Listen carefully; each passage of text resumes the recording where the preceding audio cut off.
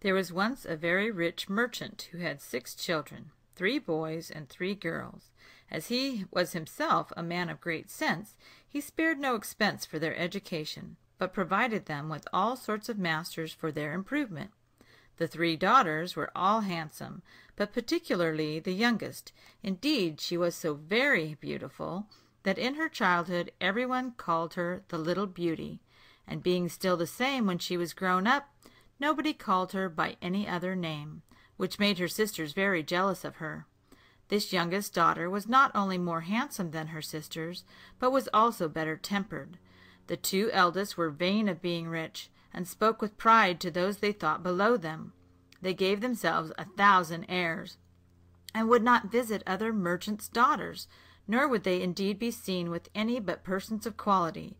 They went every day to balls, plays, and public walks, and always made game of their youngest sister for spending her time in reading or other useful employments. As it was well known that these young ladies would have large fortunes, many great merchants wished to get them for their wives, but the 2 eldest always answered that, for their parts, they had no thoughts of marrying anyone below a duke or an earl at least.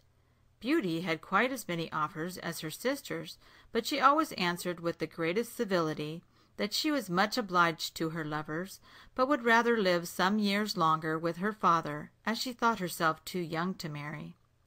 It happened that by some unlucky accident the merchant suddenly lost all his fortune, and had nothing left but a small cottage in the country. Upon this he said to his daughters, while the tears ran down his cheeks all the time, "My children, we must now go and dwell in the cottage and try to get a living by labor, for we have no other means of support." The 2 eldest replied that, for their parts, they did not know how to work, and would not leave town, for they had lovers enough who would be glad to marry them, though they had no longer any fortune. But in this they were mistaken, for when the lovers heard what had happened, they said, "The girls were so proud and ill-tempered that all we wanted was their fortune. We are not sorry at all to see their pride brought down. Let them give themselves airs to their cows and sheep." But everybody pitied poor Beauty, because she was so sweet-tempered and kind to all that knew her, and several gentlemen offered to marry her, though she had not a penny. But Beauty still refused, and said she could not think of leaving her poor father in this trouble, and would go and help him in his labors in the country. At first Beauty could not help sometimes crying in secret for the hardships she was now obliged to suffer, but in a very short time she said to herself, "All the crying in the world will do me no good, so I will try to be happy without a fortune." When they had removed to their cottage, the merchant and his 3 sons employed themselves in plowing and sowing the fields, and working in the garden. Beauty also did her part, for she got up by 4 o'clock every morning, lighted the fires, cleaned the house, and got the breakfast for the whole family. At first she found all this very hard, and thought it no hardship at all, and indeed the work greatly amended her health. When she had done, she used to amuse herself with reading, playing on her music, or singing while she spun. But her 2 sisters were at a loss what to do to pass the time away. They had their breakfast in bed, and did not rise till 10 o'clock. Then they commonly walked out, but always found themselves very soon tired, when they would often sit down under a shady tree, and grieve for the loss of their carriage and fine clothes, and say to each other, "What a mean-spirited, poor, stupid creature our young sister is, to be so content with our low way of life." But their father thought in quite another way. He admired the patience of his sweet young creature, for her sisters not only left her to do the whole work of the house, but made game of her every moment. After they had lived in this manner about a year, the merchant received a letter, which informed him that one of the richest ships, which he thought was lost, had just come into port. This news made the 2 eldest sisters almost mad with joy, for they thought they should now leave the cottage, and have all their finery again. When they found that their father must take a journey to the ship, the 2 eldest begged he would not fail to bring them back some new gowns, caps, rings, and all sorts of trinkets. But Beauty asked for nothing, for she thought in herself that all the ship was worth would hardly buy everything her sisters wished for. "Beauty," said the merchant, "how comes it about that you ask for nothing? What can I bring you, my child?" "Since you are so kind as to think of me, dear father," she answered, "I should be glad if you would bring me a rose, for we have none in our garden." Now Beauty did not indeed wish for a rose, nor anything else, but she only said this, that she might not affront her sisters, for else they would have said she wanted her father to praise her for not asking him for anything. The merchant took his leave of them and set out on his journey. But when he got to the ship, some persons went to law with him about the cargo, and after a deal of trouble he came back to his cottage as poor as he had gone away. When he was within 30 miles of his home, and thinking of the joy he should in again meeting his children, and he quite lost himself. It rained and snowed very hard, and besides the wind was so high as to throw him twice from his horse. Night came on, and he thought to be sure he should die of cold and hunger, or to be torn to pieces by the wolves that he heard howling around him. All at once he now cast his eyes toward a long row of trees, and saw a light at the end of them, but it seemed a great way off. He made the best of his way towards it, and found that it came from a fine palace, lighted all over. He walked faster, and soon reached the gates, which he opened, and was very much surprised that he did not see a single person or creature in any of the yards. His horse had followed him, and finding a stable with the door open, went into it at once, and here the poor beast, being nearly starved, helped himself to a good meal of oats and hay. His master then tied him up, and walked toward the house, which he entered, but still without seeing a living creature. He went on to a large hall, where he found a good fire, and a table covered with some very nice dishes, and only one plate with a knife and fork. As the snow and rain had wetted him to the skin, he went up to the fire to dry himself. "I hope," said he, "the master of the house or his servants will excuse me, for to be sure it will not be long now before I see them." He waited a good time, but still nobody came. At last the clock struck 11, and the merchant, feeling quite faint for the want of food, helped himself to a chicken, which he made but 2 mouthfuls of, and then to a few glasses of wine, yet all the time trembling with fear. He sat till the clock struck 12, but did not see a single creature. He now took courage, and began to think of looking a little more about him.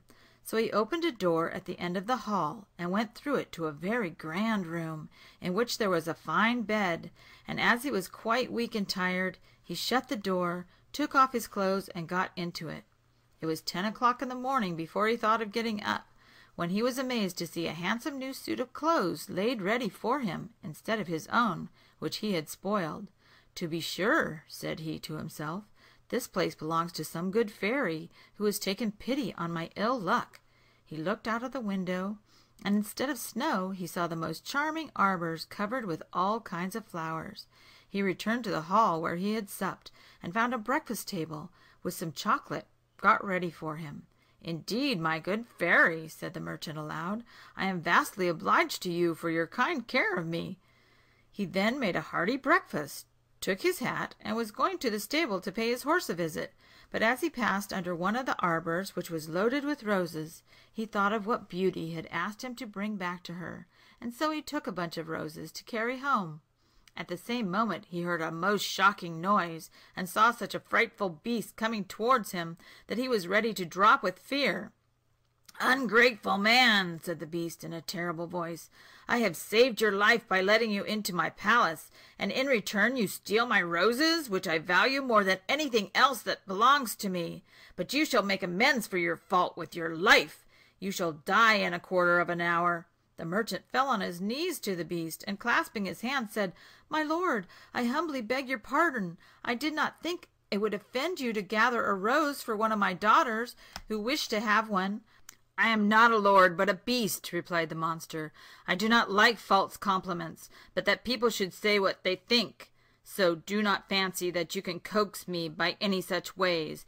You tell me that you have daughters. Now I will pardon you, if one of them will agree to come and die instead of you. Go, and if your daughters should refuse, promise me that you yourself will return in 3 months. The tender-hearted merchant had no thought of letting any one of his daughters die instead of him, but he knew that if he seemed to accept the beast's terms, he should at least have the pleasure of seeing them once again. So he gave the beast his promise, and the beast told him that he might set off, as soon as he liked. "But," said the beast, "I do not wish you to go back empty-handed. Go to the room you slept in, and you will find a chest there. Fill it with just what you like best, and I will get it taken to your house for you." When the beast had said this, he went away, and the good merchant said to himself, "If I must die, yet I shall now have the comfort of leaving my children some riches." He returned to the room he had slept in, and found a great many pieces of gold. He filled the chest with them to the very brim, locked it, and mounting his horse, left the palace as sorry as he had been when he first found it. The horse took a path across the forest of his own accord, and in a few hours they reached the merchant's house. His children came running around him as he got off his horse, but the merchant, instead of kissing them with joy, could not help crying as he looked at them. He held in his hand the bunch of roses, which he gave to Beauty, saying, "Take these roses, Beauty, but little do you think how dear they have cost your poor father." And then he gave them an account of all that he had seen or heard in the palace of the beast. The two eldest sisters now began to shed tears and to lay the blame upon Beauty, who they said would be the cause of her father's death. "See," said they, "what happens from the pride of the little wretch. Why did she not ask for fine things as we did? But, to be sure, Miss must not be like other people, and though she will be the cause of her father's death, yet she does not shed a tear." "It would be of no use," replied Beauty, "to weep for the death of my father, for he shall not die now.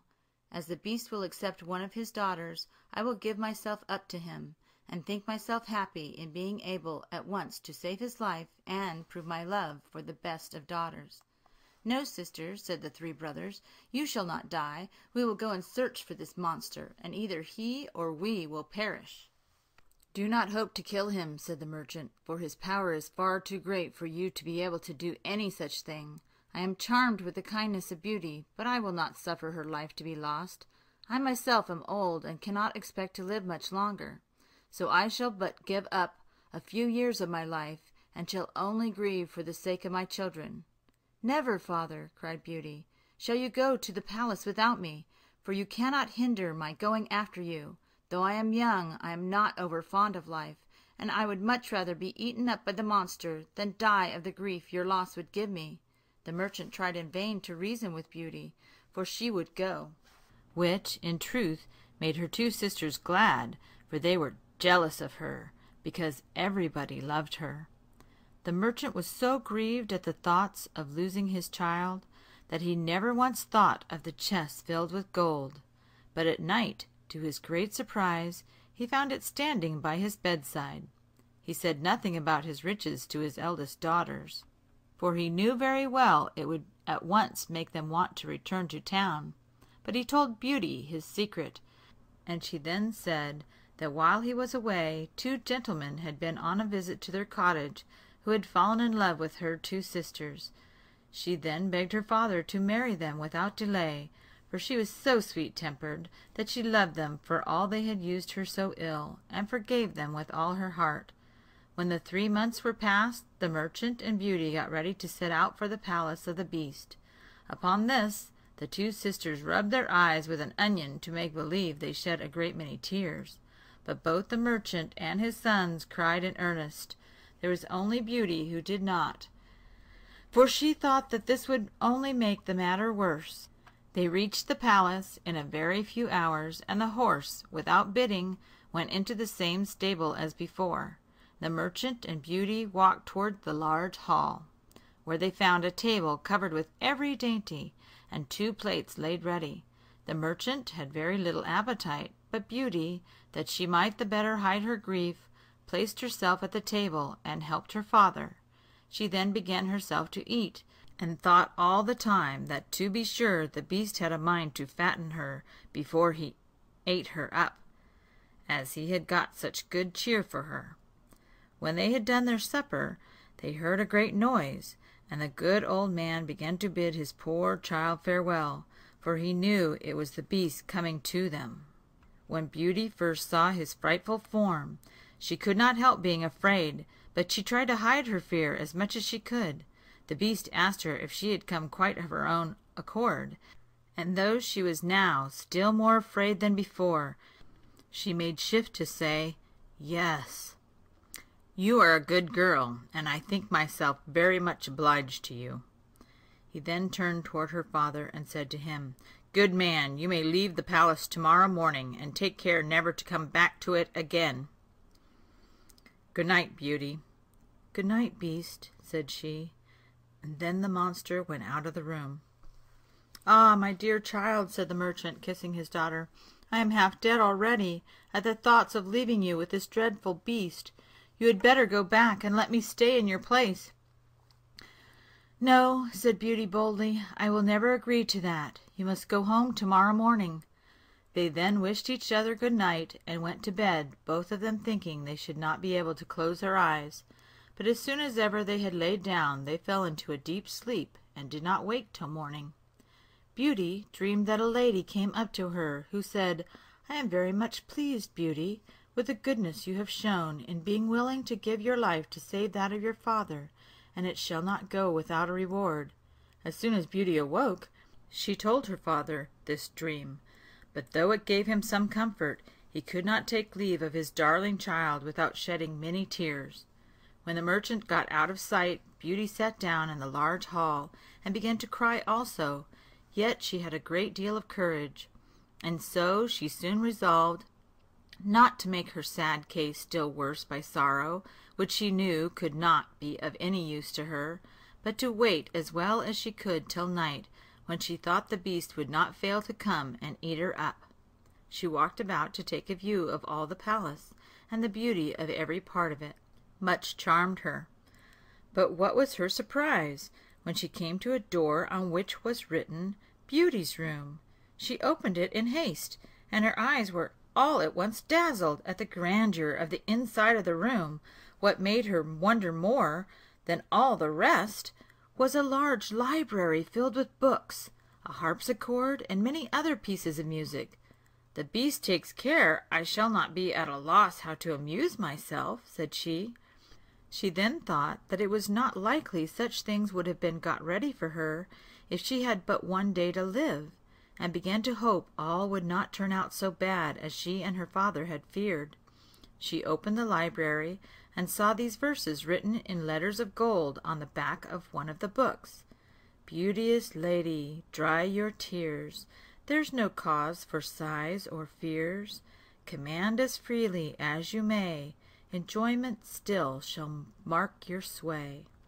"Alas," said she, sighing, "there is nothing I so much desire as to see my poor father, and to know what he is doing at this moment." She said this to herself, but just then by chance she cast her eyes on a looking-glass that stood near her, and in the glass she saw her home, and her father riding up to the cottage in the deepest sorrow. Her sisters came out to meet him, but for all they tried to look sorry, it was easy to see that in their hearts they were very glad. In a short time all this picture went away out of the glass, but Beauty began to think that the beast was very kind to her, and that she had no need to be afraid of him. About the middle of the day she found a table laid ready for her, and a sweet concert of music played all the time she was eating her dinner, without her seeing a single creature. But at supper, when she was going to seat herself at table, she heard the noise of the beast, and could not help trembling with fear. "Beauty," said he, "will you give me leave to see you sup?" "That is as you please," answered she, very much afraid. "Not in the least," said the beast. "You alone command in this place. If you should not like my company, you need only to say so, and I will leave you that moment. But tell me, Beauty, do you not think me very ugly?" "Why, yes," said she, "for I cannot tell a story. But then I think you are very good." "You are right," replied the beast, "and besides being ugly, I am also very stupid. I know very well enough that I am but a beast." "I should think you cannot be very stupid," said Beauty, "if you yourself know this. Pray do not let me hinder you from eating," said he, "and be sure you do not want for anything, for all you see is yours, and I shall be vastly grieved if you are not happy." "You are very kind," said Beauty. "I must needs own that I think very well of your good nature, and then I almost forget how ugly you are." Yes, yes, I hope I am good-tempered, said he, but still I am a monster. There are many men who are worse monsters than you are, replied Beauty, and I am better pleased with you in that form, though it is so ugly, than with those who carry wicked hearts under the form of a man. If I had any sense, said the Beast, I would thank you for what you have said, but I am too stupid to say anything that would give you pleasure. Beauty ate her supper with a very good appetite, and almost lost all her dread of the monster, but she was ready to sink with fright when he said to her, Beauty, will you be my wife? For a few minutes she was not able to speak a word, for she was afraid of putting him in a passion by refusing. At length she said, No, Beast. The Beast made no reply, but sighed deeply and went away. When Beauty found herself alone, she began to feel pity for the poor Beast. Dear, said she, what a sad thing it is that he should be so very frightful, since he is so good-tempered. Beauty lived 3 months in this palace, very well pleased. The Beast came to see her every night, and talked with her while she supped, and though what he said was not very clever, yet as she saw in him every day some new mark of his goodness, so instead of dreading the time of his coming, she was always looking at her watch to see if it was almost 9 o'clock, for that was the time when he never failed to visit her. There was but one thing that vexed her, which was that every night before the Beast went away from her, he always made it a rule to ask her if she would be his wife, and seemed very much grieved at her saying no. At last one night she said to him, You vex me greatly, Beast, by forcing me to refuse you so often.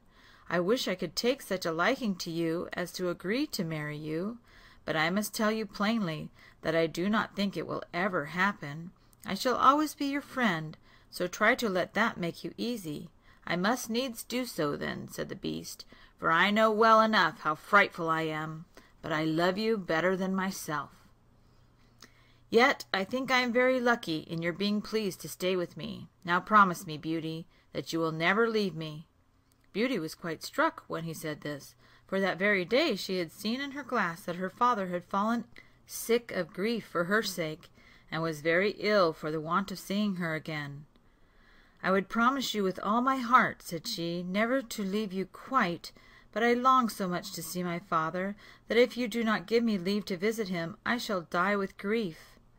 I would rather die myself, Beauty, answered the Beast, than make you fret. I will send you to your father's cottage. You shall stay there, and your poor Beast shall die of sorrow. No, said Beauty, crying, I love you too well to be the cause of your death. I promise to return in a week. You have shown me that my sisters are married, and my brothers are gone for soldiers, so that my father is left all alone. Let me stay a week with him. You shall find yourself with him tomorrow morning, replied the Beast. But mind, do not forget your promise. When you wish to return, you have nothing to do but to put your ring on a table when you go to bed. Goodbye, Beauty. The Beast then sighed as he said these words, and Beauty went to bed, very sorry to see him so much grieved. When she awoke in the morning, she found herself in her father's cottage. She rung a bell that was at her bedside, and a servant entered, but as soon as she saw Beauty, the woman gave a loud shriek, upon which the merchant ran upstairs, and when he beheld his daughter, he was ready to die of joy. He ran to the bedside and kissed her 100 times. At last Beauty began to remember that she had brought no clothes with her to put on, but the servant told her she had just found in the next room a large chest full of dresses, trimmed all over with gold, and adorned with pearls and diamonds. Beauty, in her own mind, thanked the Beast for his kindness, and put on the plainest gown she could find among them all. She then told the servant to put the rest away with a great deal of care, for she intended to give them to her sisters. But as soon as she had spoken these words, the chest was gone out of sight in a moment. Her father then said, Perhaps the Beast chose for her to keep them all for herself. And as soon as he had said this, they saw the chest standing again in the same place. While Beauty was dressing herself, a servant brought word to her that her sisters were come with their husbands to pay her a visit. They both lived unhappily with the gentleman they had married. The husband of the eldest was very handsome, but was so very proud of this that he thought of nothing else from morning till night, and did not attend to the beauty of his wife. The second had married a man of great learning, But he made no use of it, only to torment and affront all his friends and his wife more than any of them. The two sisters were ready to burst with spite when they saw Beauty dressed like a princess, and look so very charming. All the kindness that she showed them was of no use, for they were vexed more than ever when she told them how happy she lived at the palace of the Beast. The spiteful creatures went by themselves into the garden, where they cried to think of her good fortune. "Why should the little wretch be better off than we?" said they. "We are much handsomer than she is." "Sister," said the eldest, "a thought has just come into my head. Let us try to keep her here longer than the week that the Beast gave her leave for, and then he will be so angry that perhaps he will eat her up in a moment." "That is well thought of," answered the other, "but to do this we must seem very kind to her." They then made up their minds to be so, and went to join her in the cottage, where they showed her so much false love that Beauty could not help crying for joy. When the week was ended, the two sisters began to pretend so much grief at the thoughts of her leaving them that she agreed to stay a week more. But all that time Beauty could not help fretting for the sorrow that she knew her staying would give her poor Beast, for she tenderly loved him, and much wished for his company again. The 10th night of her being at the cottage, she dreamed she was in the garden of the palace, and that the Beast lay dying on a grass plot, and with his last breath put her in mind of her promise, and laid his death to her keeping away from him. Beauty awoke in a great fright, and burst into tears. "Am not I wicked," said she, "to behave so ill to a beast who has shown me so much kindness? Why will I not marry him? I am sure I should be more happy with him than my sisters are with their husbands. He shall not be wretched any longer on my account, for I should do nothing but blame myself all the rest of my life." She then rose, put her ring on the table, got into bed again, and soon fell asleep. In the morning, she with joy found herself in the palace of the Beast. She dressed herself very finely, that she might please him the better, and thought she had never known a day pass away so slow. At last the clock struck 9, but the Beast did not come. Beauty then thought to be sure she had been the cause of his death in earnest. She ran from room to room all over the palace, calling out his name, but still she saw nothing of him. After looking for him a long time, she thought of her dream, and ran directly towards the grass plot, and there she found the poor Beast lying senseless and seeming dead. She threw herself upon his body, thinking nothing at all of his ugliness, and finding his heart still beat, she ran and fetched some water from a pond in the garden, and threw it on his face. The Beast then opened his eyes and said, "You have forgot your promise, Beauty. My grief for the loss of you has made me resolve to starve myself to death. But I shall die content, since I have had the pleasure of seeing you once more." "No, dear Beast," replied Beauty, "you shall not die.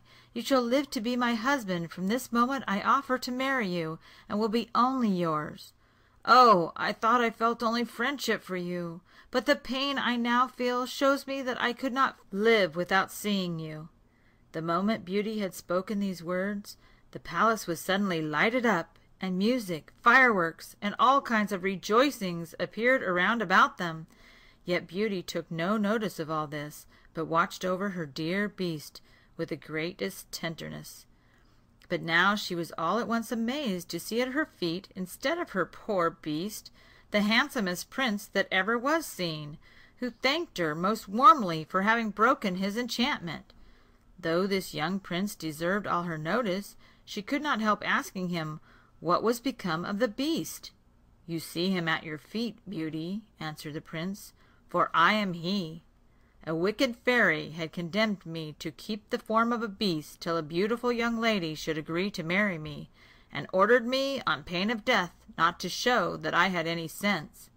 You alone, dearest Beauty, have kindly judged of me by the goodness of my heart, and in return I offer you my hand and my crown, though I know the reward is much less than what I owe you." Beauty, in the most pleasing surprise, helped the prince to rise, and they walked along to the palace, when her wonder was very great to find her father and sisters there, who had been brought by the lady Beauty had seen in her dream. "Beauty," said the lady, for she was a fairy, "receive the reward of the choice you have made. You have chosen goodness of heart rather than sense and beauty. Therefore you deserve to find them all three joined in the same person. You are going to be a great queen. I hope a crown will not destroy your future." "As for you, ladies," said the fairy to the other two sisters, "I have long known the malice of your hearts, and the wrongs you have done. You shall become two statues, but under that form you shall still keep your reason, and shall be fixed at the gates of your sister's palace. And I will not pass any worse sentence on you than to see her happy. You will never appear in your own persons again till you are fully cured of your faults, and to tell the truth, I am very much afraid you will remain statues forever." At the same moment the fairy, with a stroke of her wand, removed all who were present to the young prince's country, where he was received with the greatest joy by his subjects. He married Beauty, and passed a long and happy life with her, because they still kept in the same course of goodness from which they had never departed.